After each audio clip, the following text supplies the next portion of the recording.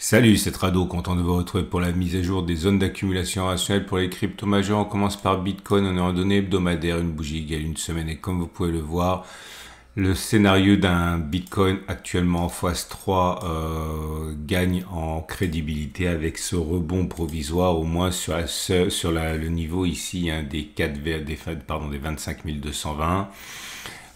Effectivement, les haussiers peuvent se réjouir au moins momentanément. Si on regarde les données journalières, on voit que la progression depuis les plus bas est quand même assez significative, puisque depuis le contact avec la zone d'accumulation rationnelle, on en est à plus 7% à peu près. Nous sommes également dans un régime de bougie Aiki Nashi plutôt favorable, puisque vous pouvez le voir, ça reste vert. Néanmoins, les dernières bougies se compriment.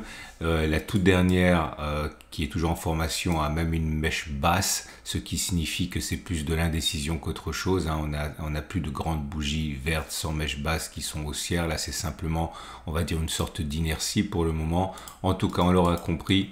À retenir, on est sur un régime de phase 3 pour Bitcoin. L'Ethereum, quant à lui, s'en sort plutôt bien parce qu'il s'en est fallu de très très peu pour casser la zone de support qui était en fait le juge de paix entre phase 3 et phase 4. On retrouve les mêmes zones et les mêmes tendances et la même structure que Bitcoin. Phase 4 baissière, phase 1, phase 2 et depuis qu'on a clôturé en dessous de la moyenne mobile à 30 semaines, eh bien une phase 3 de plafonnement. Il ne fallait pas clôturer significativement en dessous de ce seuil des 16-20. Ça n'a pas été le cas, on est passé en dessous mais on est en train de clôturer à l'intérieur, donc ça va, le plus dur est fait, sans préjuger de ce qui pourrait se passer par la suite. En tout cas, le rebond depuis le plus bas s'établit à oui, entre 6 et au mieux c'était 7,6%. En tout cas, ça tient, et on est toujours sur une zone d'accumulation ici. Si on a un scénario de rebond comme celui auquel on a assisté sur Bitcoin. BNB n'est pas du tout dans la même configuration puisqu'on est toujours dans une situation de phase 1, phase de base, phase de construction. On le voit au fait que si on reprend les choses depuis le début, vous avez votre phase 4 et puis on oscille autour de la moyenne mobile à 30 semaines qui monte, qui descend. Bref, c'est la fameuse phase 1. Pour l'instant, aucune raison de penser qu'une cassure du support soit envisagée, mais par contre, on est très très loin du scénario de l'explosion haussière. Il faudrait en finir avec cette phase 1. Les données journalières montrent que là aussi il y a eu un rebond, mais beaucoup plus ténu que pour Bitcoin et Ethereum. On est toujours en phase d'accumulation pour ceux qui veulent le faire, et les bougies Aiki Nashi montrent que c'est haussier par contre. Là, vous regardez, elles sont un peu courtes ces bougies, mais l'essentiel est là. Ce sont des bougies vertes, et des bougies vertes qui ne témoignent pas d'une mèche basse, donc c'est plutôt favorable. Il est plus plausible que l'on continue de monter plutôt que l'on ait fait les plus bas. Ripple, c'est aussi une mauvaise nouvelle puisque on y a cru, moi le premier, on y a cru au rebond des dernières minutes qui garantirait le maintien en phase 2. Mais comme vous pouvez le voir, après plusieurs attaques, on a bien effectivement clôturé en dessous de la moyenne mobile à 30 semaines. Donc on n'est plus en phase 2, on est plutôt en phase 3, c'est-à-dire phase de plafonnement.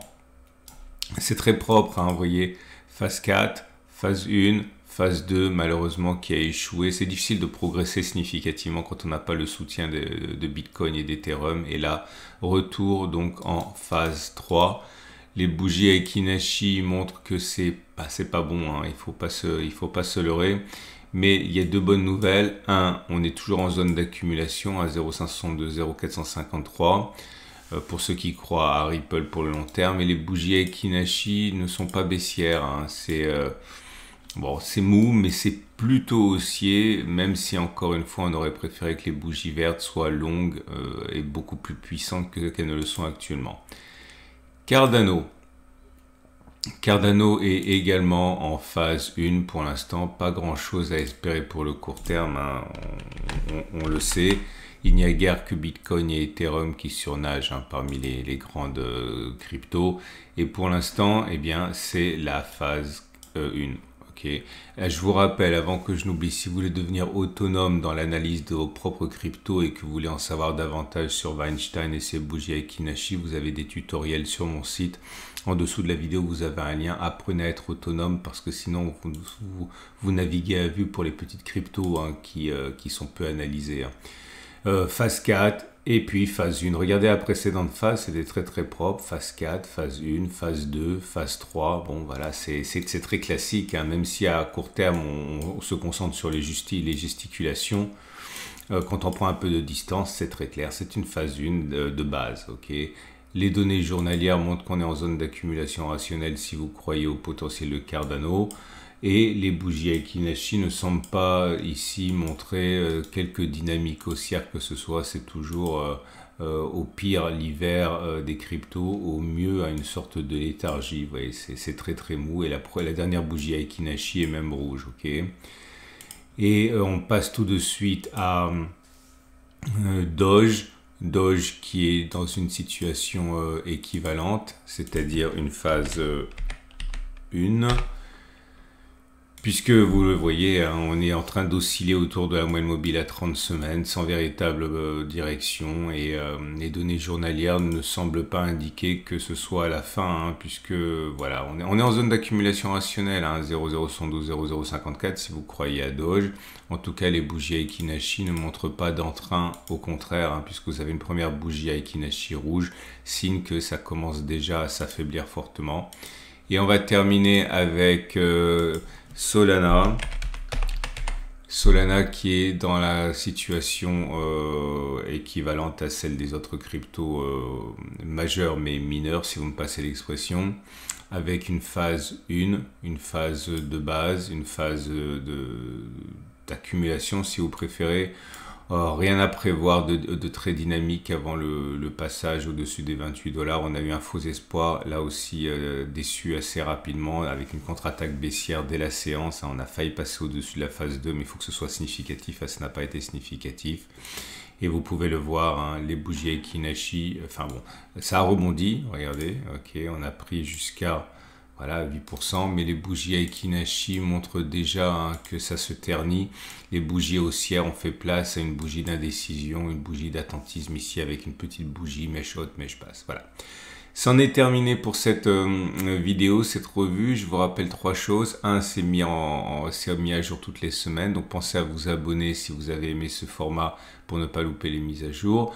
2, pensez également à regarder les tutoriels afin d'être autonome dans vos analyses de Weinstein, et pensez également à regarder le tutoriel sur Aekinashi pour vous donner une idée de ce qui va se produire à court terme. Ça fonctionne beaucoup plus souvent que ça n'échoue, les bougies Aekinashi. Voilà. À samedi pour la mise à jour, pardon, à dimanche soir pour la mise à jour, et à tout de suite pour d'autres vidéos.